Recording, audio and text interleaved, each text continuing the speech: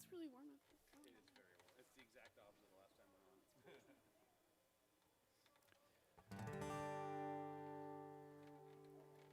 Well, good morning, everybody. I think it's time to get started, at least according to that clock. So it's good to see you.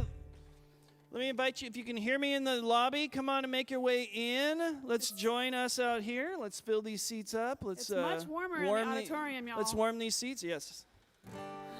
We can all not shiver. If you're at home, welcome and hello. We're so glad you're with us. And we invite you to also join in when we sing. And you can stand if you want at home even. Or you can sit if you'd like. But out here, I'm going to invite you to stand up. If you want to sit, you can sit too. But we're going to stand up. If we're alive and breathing, we're going to praise the Lord. So that's what we're going to do this morning.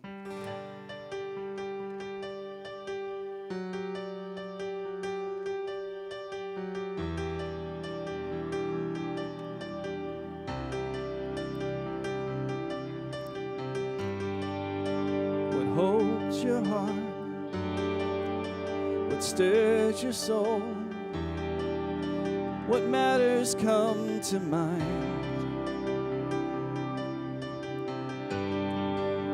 The cares you keep, the thoughts you think, it's not all wasted time. Seek and you will find. Joy still comes in the morning. Hope still walks with the hurting. If you're still alive and breathing, praise the Lord. Don't stop dancing and dreaming. There's still good news worth repeating. So lift your head and keep singing. Praise the Lord.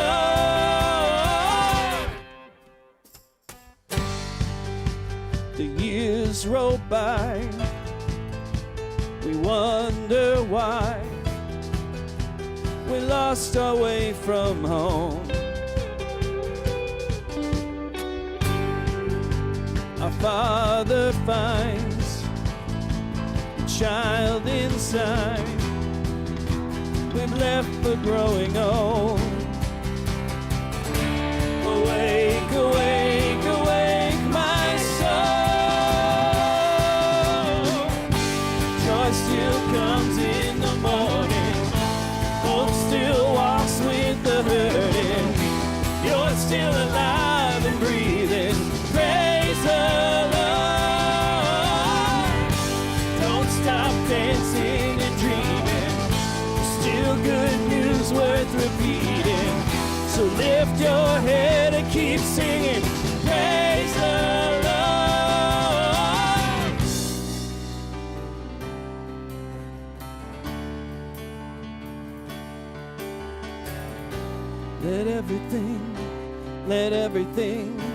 Let everything praise the. Let's sing that together. Let everything praise.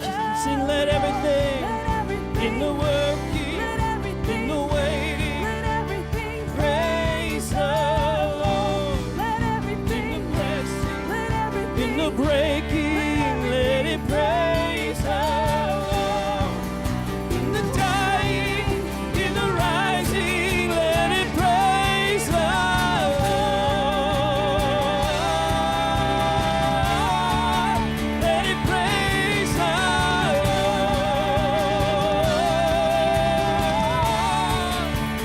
Praise the Lord. Joy still comes in the morning. Hope still walks with the hurting. If you're still alive and breathing, praise the Lord. Don't stop dancing and dreaming. Still good news worth repeating. Lift your head and keep singing. Praise the Lord. Sing joy. Joy still comes in the morning. Hope still walks with the hurting. You're still alive and breathing. Praise the Lord. Don't stop dancing and dreaming. still good news worth repeating. So lift your head and keep singing. Praise the Lord.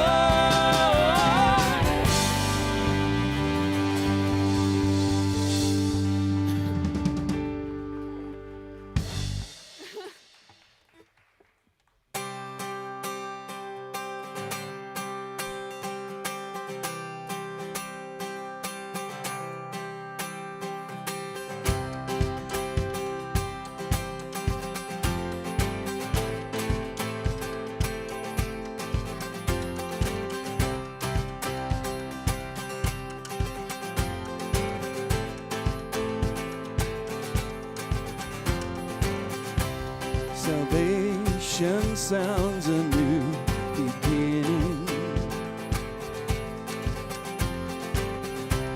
As distant hearts begin believing, redemption's bid is unrelenting. Your love goes on. Your love goes on. Carry us when the world gives way.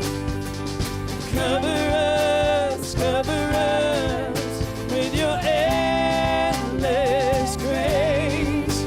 Sing, your love is relentless. Your love is relentless. Your love is relentless. Your love is relentless. Your love is relentless. The time is up for chasing shadows. You gave the world a light to follow. Hope that shines beyond tomorrow. Your love goes on. Your love goes on. You carry us when the world gives way. Cover us with your endless grace. Your love is relentless. Your love is relentless. Your love is relentless. Your love is relentless.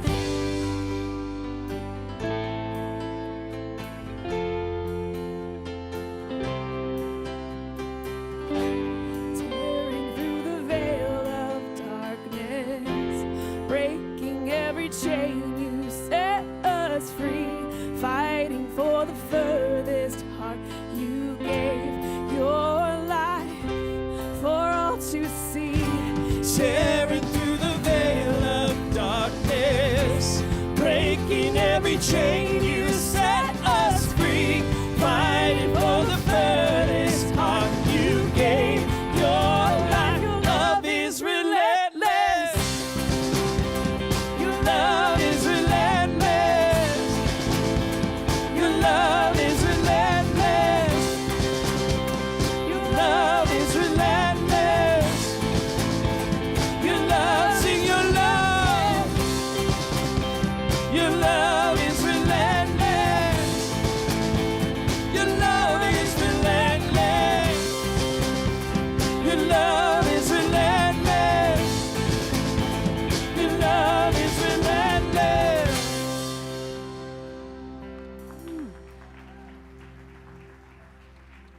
Love it.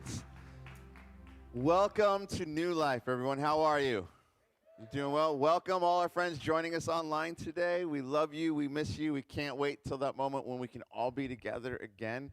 And I love that song that we just sang. It's this declaration of the hope that we have, that there's this God who is so for us.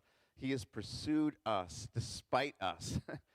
Despite our mess and our brokenness and our stumblings, God is like, I'm coming for you because I've got a life. And he offers us that life through Jesus. And That's what we're all about here at New Life. We're about him, and we want to make much of him and share him, because I don't know if you've encountered Jesus and he's changed your life. That's a pretty good day, yeah? And we want to share that reality with everyone. And so our hope as a church is that we can help others experience and discover that new life in him. And so I just want to say welcome. If you're new or you're just exploring or you're checking things out, we are so glad that you're with us today. If you're online just kind of tuning in for the first time, our hope is that you get a glimpse of him and you get a sample of what he wants to do in your story today. And so I just want to say thank you to everyone who's a part of this church that help makes what we do possible. Everything we do together as a church is us coming together and our collective generosity. And so for those of you that have been faithful in your giving, thank you for that. So we show up on a Sunday morning because we want to learn about Jesus and share Jesus with other people. We meet in our small groups so we can grow and help each other step into the life God has for us beyond the walls of our building and our homes as we walk in the community. We invest in our next generation because we believe that they get the baton of faith so that they can stand up in their day and share Jesus. And then we believe in going beyond ourselves and serving others. And yet to do all of that requires our collective generosity together. And so I just want to say thank you for those of you who give and are faithful in doing that, because together we get to do all that and help people encounter Jesus. It's really interesting when you look at the scriptures, they talk about the concept of the first fruits. Like you give the best of what you've got to God so that you can partner with him. And I think sometimes we treat it like, God, I'm just going to maybe tip you my leftovers. And I think that's just kind of how we do it. But God says, no, give me your best so you can participate in my best. And so I just want to encourage you with wherever you're at in your journey of giving to just keep asking God to say, what do you want me to do with what you've entrusted to me so that together we can make a difference in this world. And New Life, if that's our posture with our stuff, that we're willing to trust God with it and be faithful to that, we're going to see some really cool things together as we seek to be faithful to that. And so if you want to give today, this is a good opportunity. We've got a couple ways you can do that. We've got these envelopes in the chairs. You can pull that out. You can drop these envelopes in the back boxes on your way out. Or if you want to scan, a little QR code here. Oh, I got one. There it is. The QR code you can scan, or you can go online, newlifepetaluma.com, and you can give that way. But it's our ability to just do this together that makes things possible. So thank you, thank you, thank you. Can you believe this is like the end of January? It's amazing. This is the 30th of January. We're just rolling into the new year. And 22 is coming out swinging, but we're still standing. Well, you're seated, but we're still standing, right, as a church. And we just want to keep running hard into this year and chase after the things that God has for us. So we've just started this week a few things to get going. We started our small groups. So for those of you that have been in there, whether you're meeting in person or online, keep leaning in together because we help each other grow. We help each other chase after what God has for us. And then we started our courses this week. So our Exploring Faith course, we're going to meet for our second week right after the service at 11:15. So I see some of your faces out there. And if you want to jump in and join us, feel free. Then we were also going to start our midweek course this week, but we had to put it on hold. So we're going to start it this Wednesday at 6 with Gordon teaching it. Gordon McGee will be teaching it. Finding God in his name. And I just want to encourage you, sign up or come out Wednesday night because it's a great opportunity to discover more of who God is. And when we get a good picture of who God is, it gives us a good picture of who we are and that dance we get to share with him. So I want to encourage you to keep growing in your faith in that way.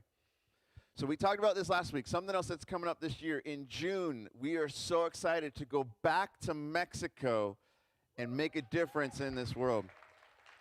So these are on your seat or on your bum if you sat on it. So peel it off. But there's some more information if you want to learn about this Mexico trip. You can scan the QR code or you can go in the lobby after the service and talk to our team that's there. But last year we took about 20 people and we just said, let's go for it. Let's rekindle this passion that we have as a church that's been in the heartbeat of so many people, and let's rally as a church and do this. We took 20 people, almost 20 people, and we got to make a difference. We got to build a house for this family that was finding new life and freedom. We got to partner with some other agencies. And this year, it's like we're doubling down. And our desire is to build 2 houses and to partner with some of the ministries that are there and take a team of close to 40 on this trip. And we want to invite you to explore and discover what that could look like for you. But this is one of the ways we express our heartbeat as a church to go beyond ourselves and make a difference in this world. And we want to take the blessings and the good things God has given us and say, how do we use this, not just for ourselves, but for the benefit of others? And so if we can make a difference in a family's life, 2 families, we're going to go for it. If we can invest in a church that's reaching its community and bringing life, we're going to go for it. if we can help a organization that helps women escaping abuse, we're going to go for it. Because that's who we are, a church that goes for it for the sake of others because we believe Jesus can change a life. And so I want to invite you to explore that. Even if you can't go, here's how you could participate. You could pray for the trip throughout this coming year. You could help fund it. You could give some money to help build the supplies that we're going. But it's going to be a good time. And if you got any questions about it, like is it safe or is the food good, which yes, the food is good, go talk to some of our friends out in the lobby, and they can answer some of those questions for you. But we're about to jump into our time of teaching. We are in this series called Heroes. We're looking at the story of Daniel and his friends and the impact they had in their culture, in their day, and how we can learn from their stories to find encouragement for our own. And so Ron's going to come up, and he's going to lead us into this next season of teaching this next morning. So let's give Ron some love as he makes his way on up, and we're going to jump in.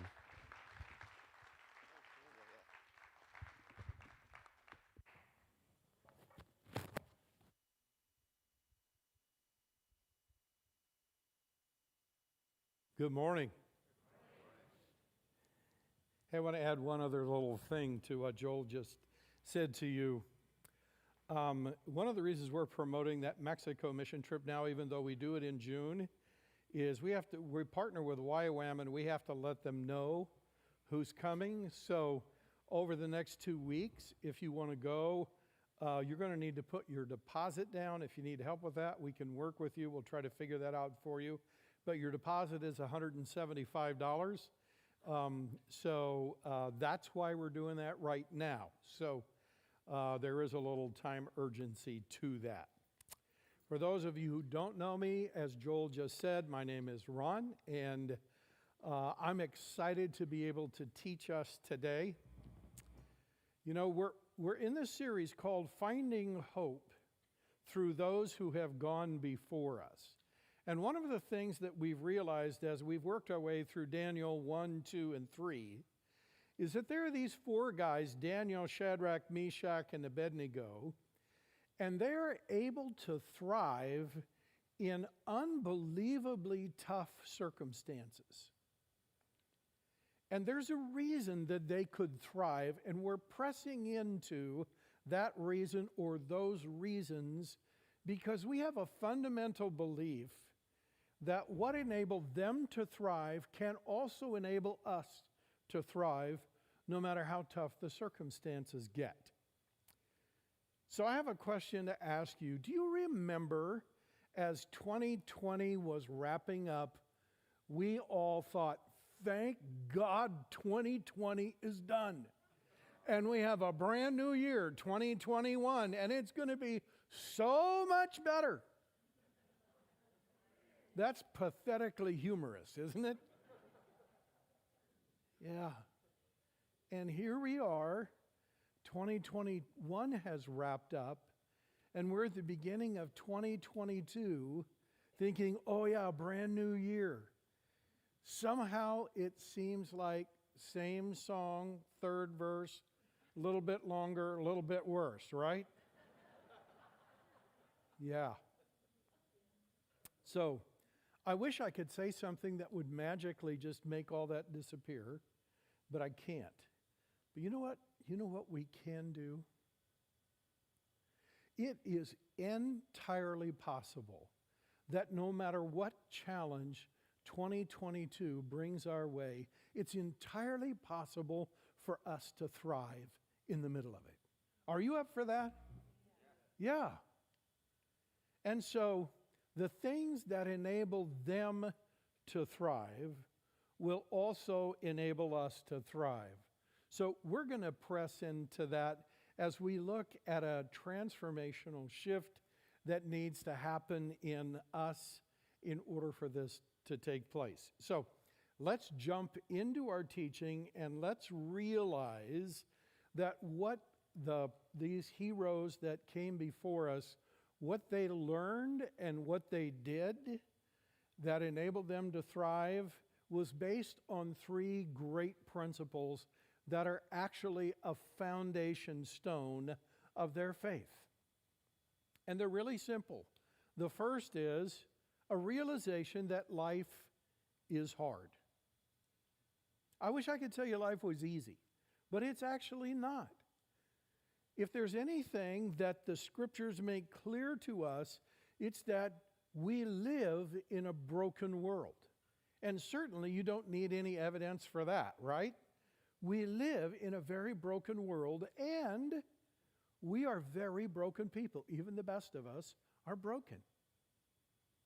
And when you take broken people and you put them in a broken world, life is going to have challenge.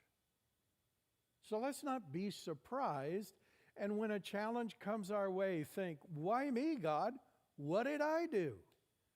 It's just part of our world. The second principle is life is hard, but God is at work. Listen to this. In this broken world, there is a healer. That's so important to know. You're not going through this broken world alone. There is a healer that if you will come alongside him, he will begin to heal the brokenness in your life, and by your influence will begin to heal the brokenness in the lives of those around you and begin to bring healing to your broken world. But that's not where the story ends. There's a third principle. Not only is there a healer at work in this world, but the healer is bigger. Bigger than anything you will ever run into. God is. There's nothing you will ever encounter that's going to rock God back on his throne going, golly, I didn't see that coming. No. Everything that comes into your world, you can look up and look to God, and God will say, it's okay. We got this. Not you got it. We got it. Yeah. So here's what we have to know. Here's the baseline principle, and that is, if we're going to have the hope that these four guys had, we have to build the faith that these four guys had. Does that make sense to everybody? Yeah, we can't just wish it. We have to actually build our faith. And there are specific ways to build our faith, and it will grow. And one of the things that you're doing here today, which is so great, whether you're here in the audience or whether you're watching at home, I trust that you are taking a step in building your faith. That in some way, when we are done with this service and done with this teaching and done with our worship this morning in this setting where we gather, that your faith will in some way be stronger and more capable of supporting you as you leave this place or as you go about the rest of your week. But if that's going to take place, you know, I said these three principles were a foundation stone. They are. But did you know that there's a stone underneath them that actually enables these three principles to work? And today we're going to dig down to that level of the foundation of faith, and we're going to look at that stone because it's huge. Now, just a heads up, it's profound. It's very easy to understand, but it is perhaps the most difficult thing I've ever tried to do in my life.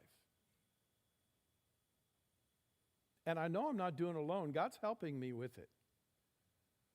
But this is that shift that actually enables me to see God differently, to see myself differently, and to see the whole world differently. And we'll see that it's a shift that takes me from a position of bondage to a position of freedom. You want to go home or you want to hear about it? Yeah, let's hear about it, right? Yeah, so let's dig into that. So there's a story, and one of the great things about this story is the central character in our story this morning is not a God worshiper. And I think often Christians have a tendency to view the world in sort of a weird way. We look at Joel and we say, oh, God's at work in Joel's life. Of course, because he's a Jesus follower. And we look at the members of the worship band and we think God's at work in their life because they're all working in service of Jesus. So God's at work in their life. And in our moments of greatest clarity, we're able to look at ourselves and say, oh, God's at work in my life. But there's a grander truth that we are missing. I want you to just look around the room, just for a minute. Not weird, okay? Just look around, okay? Every person you see, God is at work in them. And by the way, the next time you go to Safeway, I want you to take just a moment as you're pushing your grocery cart down the aisle and give yourself an opportunity to build your faith and your God perspective. And I want you to just look at person after person after person in Safeway, and I want you to tell yourself, God is at work in their life. Because there's not a person in the world that God is not at work in their life. Are you on board with that? You don't sound real sure about that. Are you on board with that? Yes. Okay. Now, if you came here this morning and you're not even sure you believe in God, that's okay. This is such a great place for you to come. But the very first message that you need to hear, and perhaps the most important message for you to hear, is that there is a God who created you to be his son or his daughter, and he is at work in your life, even if you don't know it, recognize it, or believe it. He loves you like a father loves his own children. And the main character in our story today is a king. And people who study these things and historical experts tell us that perhaps this king is the most powerful person who has ever lived on planet Earth. How about that? He worships idols and doesn't know a whole lot about the God who created the heavens and the earth and who gives life to everyone. And he's the central person in our story. And our story begins with a statement that king writes about himself. He said, I was at home in my palace, contented and prosperous. You know what he's really saying? Life is good. You know what he was actually saying above and beyond that? I'm spoiled rotten. That's what he was actually saying. Of course he could be contented. He bought anything he wanted.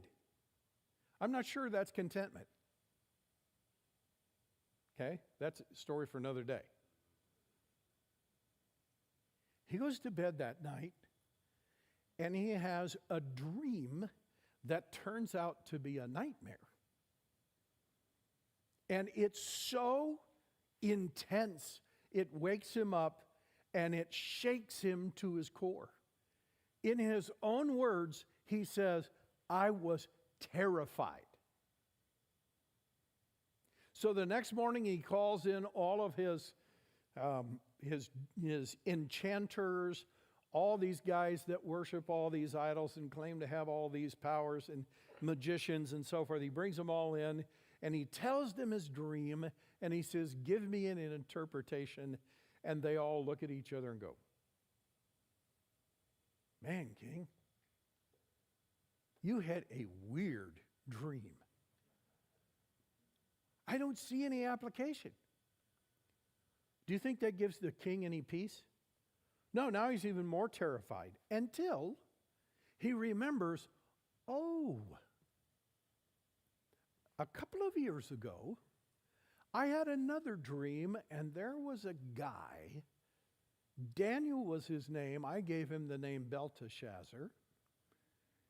And he not only could interpret my dream, he actually told me what my dream was. I'm going to call that dude in. So he brings Daniel in, and he says, Daniel, I have all the faith in the world in you.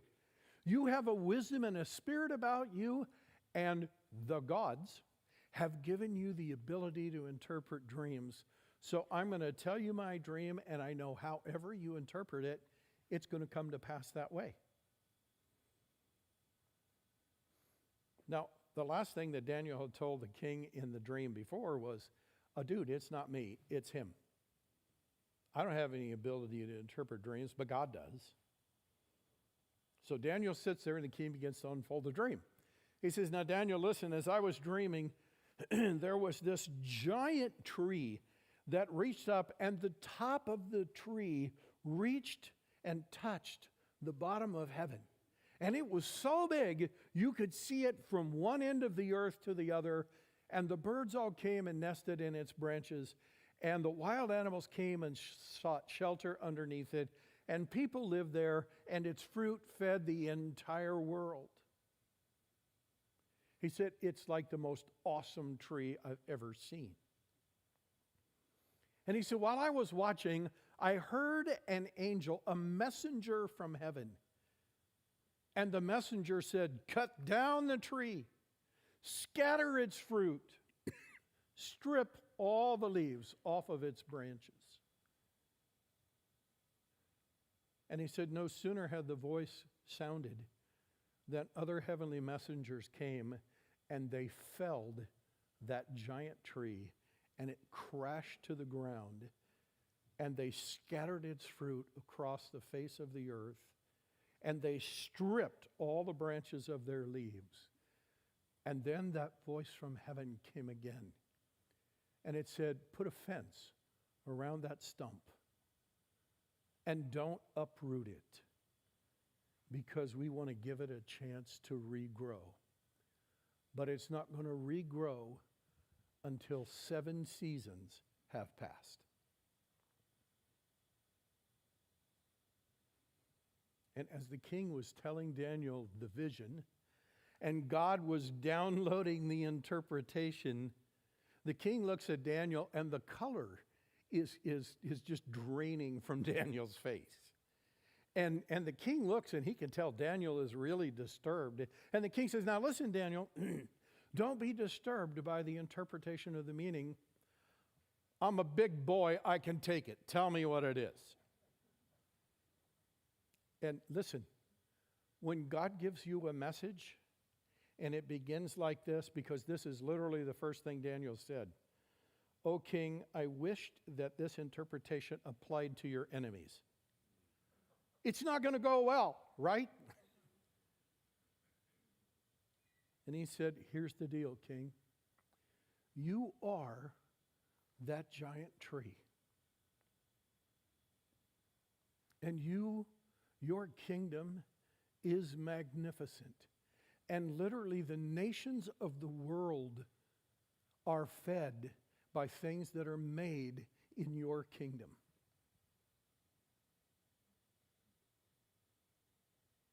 But you have a lesson to learn. Because unfortunately, King, you think it's about you. And God wants you to know it's actually not about you. It's about Him. So you're going to get cut down in your prime. And you're going to be driven from your palace in this city. And you're going to be given the mind of an animal. That's a little scary, don't you think? And your hair is going to grow, and your nails are going to grow, and you're going to become this weird-looking animal that people are going to drive out of the palace. And when 7 seasons have passed, and you have learned your lesson, you'll be invited back into the palace, but you will come, my friend, with a different perspective about life. And the king goes, okay, thanks, I think.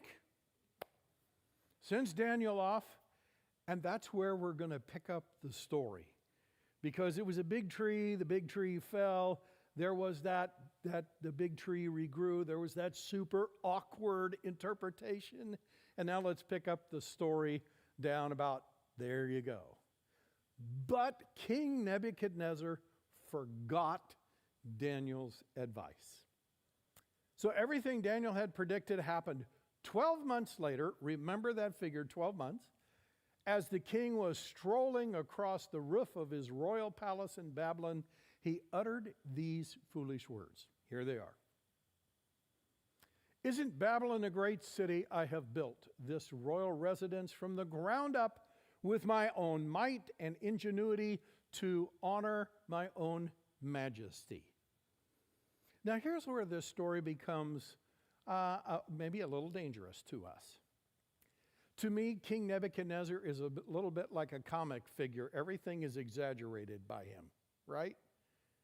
Because it's very easy for me to look at this story and go, well, thank God I would never say that, therefore this doesn't apply to me. No, this is you and me in exaggeration. Because the truth is, you and I have had thoughts like that, not about a grand kingdom, but about our own life or something we have done or something we're able to do or something we own. We can just see it exaggerated here in King Nebuchadnezzar.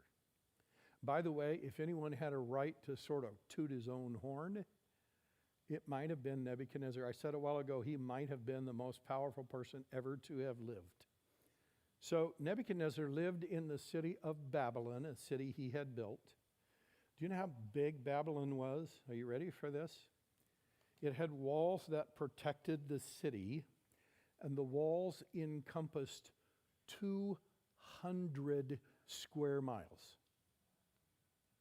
Think in your mind, Healdsburg to San Francisco, down the 101, and everything to the coast. One city. Within that city, Nebuchadnezzar lived in 3 different palaces, and his main palace, are you ready for this? You know how big your house is? Nebuchadnezzar's main palace, 775,000 square feet. 17 acres. And they housed, among other things, one of the 7 wonders of the ancient world, the Hanging Gardens of Babylon. That city was so well protected that that wall that encompassed 200 square miles was 4 stories high, and it was so thick that historians tell us they regularly had chariot races on the top of it. Nobody's going to beat that wall in with a battering ram, I can tell you that. It was virtually impregnable. So he says, isn't this great Babylon that I have built with my own hands? How many months later was it? Do you remember? 12. Yeah, we're going to come back to that. Let's go on in the story. Instantly, the heavenly decree against Nebuchadnezzar was fulfilled. He was driven away from all that is human, and he began to eat grass as oxen do. The dew of heaven fell and drenched his body. In time, his hair grew as long as the feathers of an eagle, and his nails grew long and curved back on his hand like the claws of a bird. I'm of a mind to believe that Nebuchadnezzar at this point spent little time in front of the mirror, admiring how handsome he was. Okay? Let's go on and read. 7 seasons passed over him until he learned that it is the Most High God and no other who is the, what are the next 2 words? Would you read them out loud, please? True sovereign. Wow. Over all kingdoms on earth, and he grants authority to anyone he wishes. A huge change of perspective. Now let's see how this plays out. When these days of exile came to an end, this is Nebuchadnezzar writing the story about himself. I, Nebuchadnezzar, looked up toward heaven, and I came to my senses. Can I just pause right there and say this would be a good morning for all of us to look up to heaven and to come to our senses? Yeah. And notice what happens in his life. I blessed the Most High God, and I praised and gave glory to the one who lives eternally. Wow. Now there's something going on in Nebuchadnezzar's story that would be so good for us, and we're going to dig into it in these last few minutes. So, we've all heard this principle. Your outlook determines the outcome of your life. In other words, if you have a positive outlook, you probably have a positive outcome. And if you have a negative outlook and you're dour, you're probably going to have a negative outcome in life. And I believe by and large that to be true. Here's the problem with that. There's a 2 or 3 steps in the middle that get overlooked. So Daniel basically said this to King Nebuchadnezzar. Hey, you have a wrong perspective about life and how it works. And I'm telling you, you need to change your outlook. So,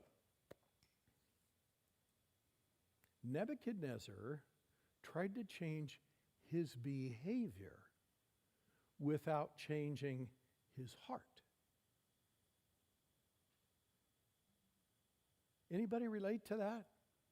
Shake your head like this, because we've all done it. And we might even be doing it right now. And people who study these things tell us over and over again that if you want to measure the amount of stress in someone's life, you measure how different they are out here in their actions from who they actually are in here. And the more you try to change this without changing this, the more stress you invite into your life. We were made to be integrated individuals, to where we live out of what's actually in our heart. And when we get our heart in the right place, our actions take care of themselves. And we live in this wonderful place of peace because we are fully integrated and just one person. But when we have an image that's different from the substance of who we are, life gets really challenging. For Nebuchadnezzar, it lasted 12 months, where he was changing what was happening out here without changing what was happening in here, and he could only hang on to it for 12 months. And then it got to be too much. It's that shift in here. Now, here's something you and I need to know about our outlook, okay? To change our outlook, we have to actually change our in-look. Got to change what happens in here. And actually, to get a really good understanding of what's supposed to be happening in here, we have to take an up-look. This is what happened in Nebuchadnezzar. He said, at the end of this period of exile, I looked where?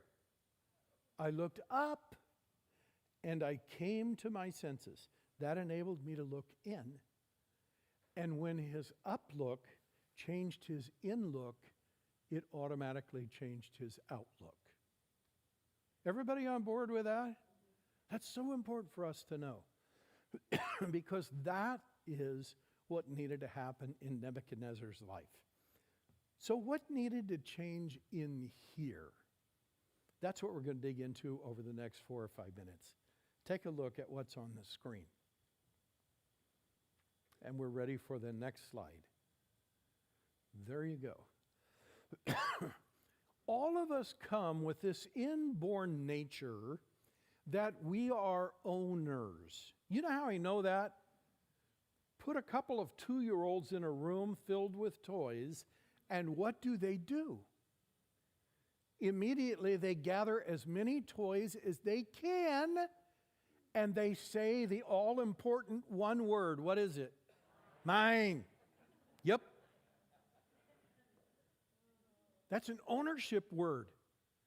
It's part of the brokenness in us. Now listen, when we buy into things as owners, and when we look at the things in our world that are under our care, and we consider ourselves owners of our world and the things in it, it sets us up for pride. Who has never heard this statement? Well, yeah, you want to buy a house because it gives you the what? Pride of ownership. Yeah. You see, pride basically says, it's mine. On the other side, manager, when you know you don't own it, the overwhelming sense that you have is not one of ownership and mine, it's one of responsibility to properly manage it and take care of it. Not only that, when we look at it as ownership, then it sets us up for consumerism. It's not only mine, it's all about me, right? It's mine to do with what I want to.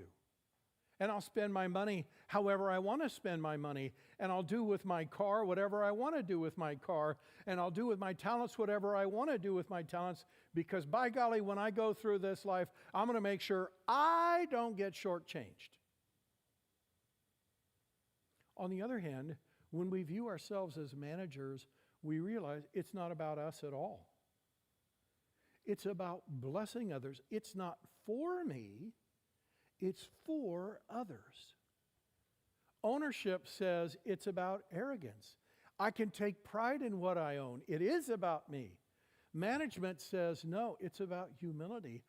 It's about what I've been entrusted with.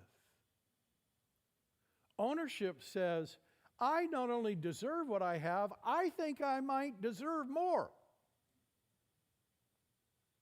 There's that whole sense of entitlement. Management, on the other hand, says, I know it's not about me. I am just grateful for what has been entrusted to my care. And last of all, ownership leads to this place of bondage, where we're caught in our own echo chamber, and it's all about us, and it's all about what we can buy, and it's all about where we can go, and it's all about what we own. And particularly, it's about what we own compared to what other people own or don't own, or where we can go that other people can't go. And there's just such a bondage that comes with that. On the other hand, management sets us up with this wonderful space of freedom, where we can give away and share and invite other people into our world and share freely with them. Because we're no longer bound by what we own. We have been liberated to be wonderful managers. Everybody on board with that? Now, I said this is easy and profound, but what else did I say it was? Hard and difficult. There are days when I get this really good. And then there are days when I find myself completely on the wrong side. And God has to tap me on the shoulder and say, now He's never threatened me with 7 years out in the field. Thank you, God. But it isn't that I haven't deserved it sometimes. This transformational shift, as we wrap this up, I want to tell you what it is. Now, Nebuchadnezzar lived about 600 years before Jesus. And there is this thread that runs all the way through Scripture where God is inviting us to embrace the idea that He actually owns it all and that we are just managers. But the entire human race, even as we still do, struggles and struggles and struggles to get that right. And it wasn't until Jesus came and lived it out perfectly in front of us that we were ever able to even begin to grasp what this is like. And can I tell you that this is what people call the Jesus way of life? I want you to think with me for a minute. Can you think of anything that Jesus owned? I know one thing he owned. It was a seamless garment, a robe that they took from him the day he was crucified, and they tossed dice to see who would get it. And you know what? That was the sum and total of Jesus' estate sale. Right there. Guy came to him one day and said, Jesus, I'll follow you, and Jesus said, I need to tell you something. Birds have nests, and foxes have dens that they live in. But dude, if you follow me, I can't even tell you where we are going to be sleeping tonight. I don't have a house. I haven't even rented a house. Look at me. Everything I own is on my back right now. You see, Jesus was so liberated from this idea of ownership that he was completely free to live life without any of the bondage of ownership. Now, he doesn't call us to sell everything and become traveling whatevers. He may ask one or two of us here and there to do that. I don't know. He has that option. But by and large, he doesn't. What he does invite us to do is he says to me, okay, Ron, you have a car and a truck and a house and a property and a wood shop. Would you kindly just sign that over to me and recognize it's not yours, it's yours to manage for the benefit of other people. It's not yours to manage for yourself as a consumer, it's yours to manage. I had a job I needed to do at my house, and that job required a belt sander this last week. And I go out in my shop, and I cannot find my belt sander, which was a little disconcerting to me. And Monica said, well, you probably loaned it to somebody. I've been telling you, you need to write all that stuff down. And I was like, yeah, I know. Try to think of who you might have loaned it to. So I made 2 or 3 phone calls to my close friends, and they said, no, you didn't loan it to me. You didn't loan it to me. And so now what am I going to do? So I finally go out in my shop, and,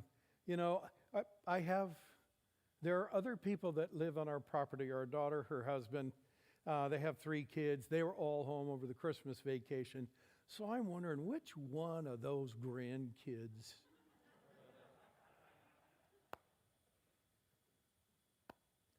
I dig a little deeper. I find my belt sander. It's been put away in a place I don't usually put it. So I don't know who did it. It doesn't really make any difference. No one stole my belt sander. No one borrowed it and didn't give it back to me. I pull it out, and it's broken.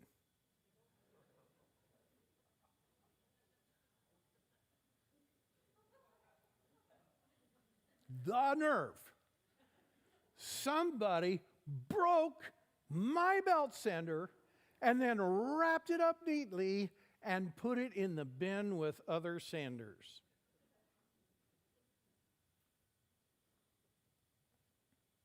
I don't know who did that.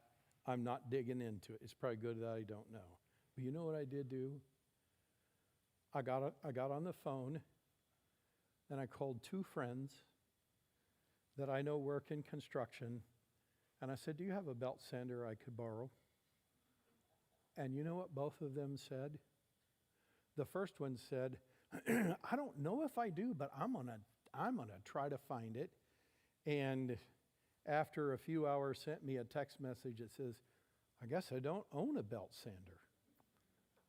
I thanked him, and the second friend responded to me and said, "Do I have a belt sander?" "Yes, and it is yours to use." And I went to his house, I picked up the belt sander, I did the job, I took it back, and I thanked God for that friend who recognized that he was not the owner of that belt sander, he was just its manager. Everybody on board with that? Yeah, that is how life is supposed to work. Now listen, we're going to sing a song in closing. It's a prayer.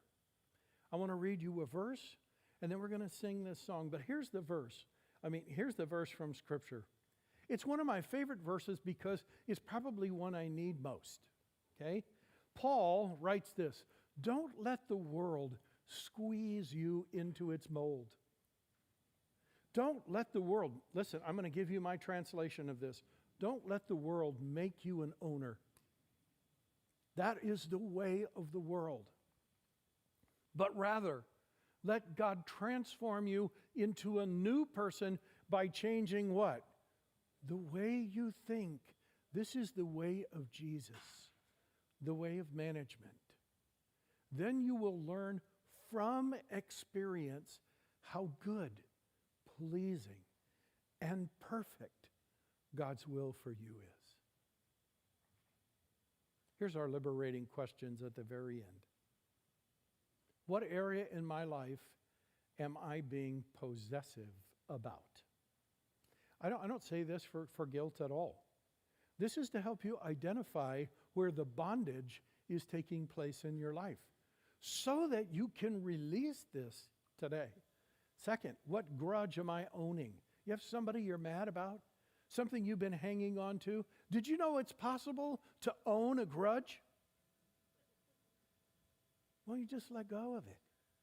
You don't need to own that nasty thing. What possessions am I unwilling to share or give away?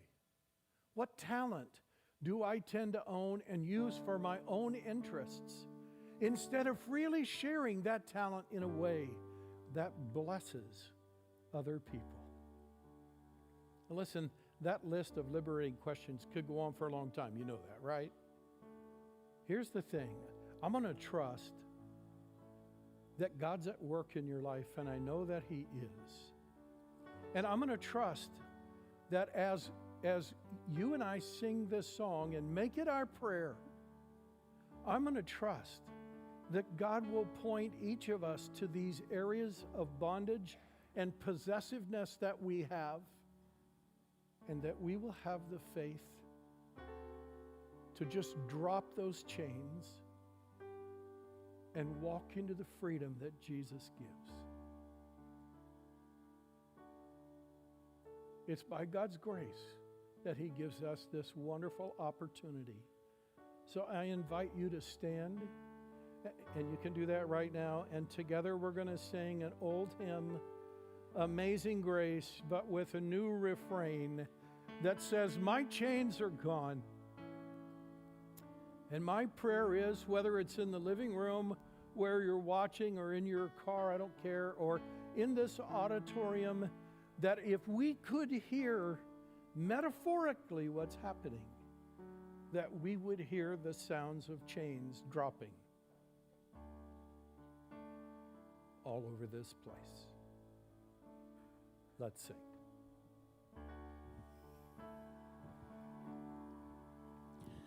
Amazing grace, how sweet the sound that saved a wretch like me. I once was lost, but now I'm found, was blind, but now I see. 'Twas grace that taught my heart to fear, and grace my fears relieved. How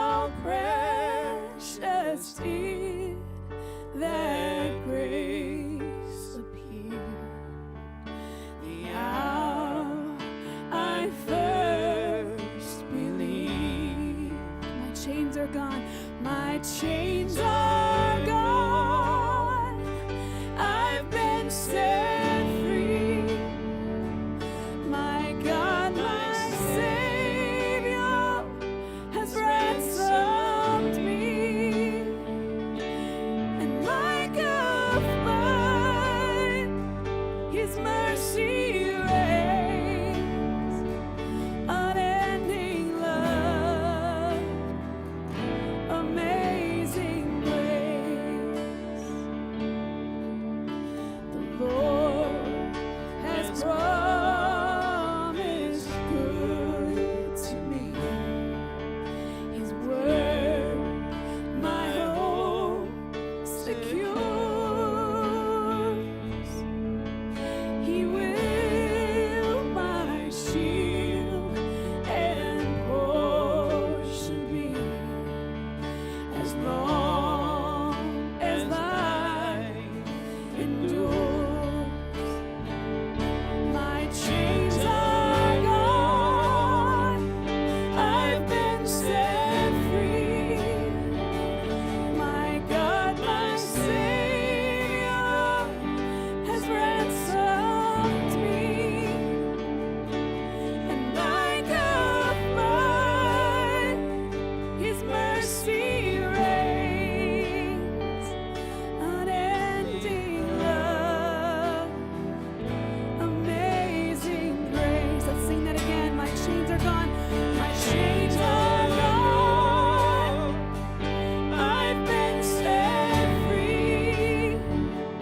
My God, my Savior has ransomed me. Like a flood, His mercy reigns. Unending love, amazing grace. The earth shall soon dissolve like snow.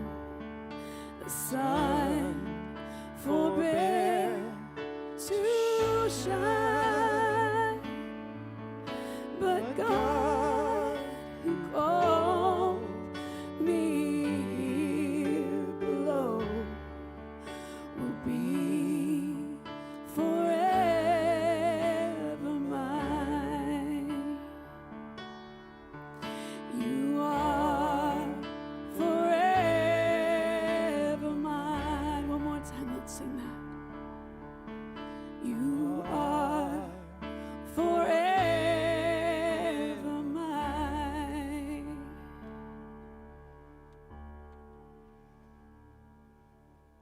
What a beautiful hope to sing about, a prayer that can be true of our stories as we look to God, trust Him with our lives, and follow after Jesus. So I hope this week you can take a step into being a manager and the freedom God has for you. And so we will see you next week. Thank you for being with us. Thank you for tuning in online. God bless you and have a great day. Bye-bye.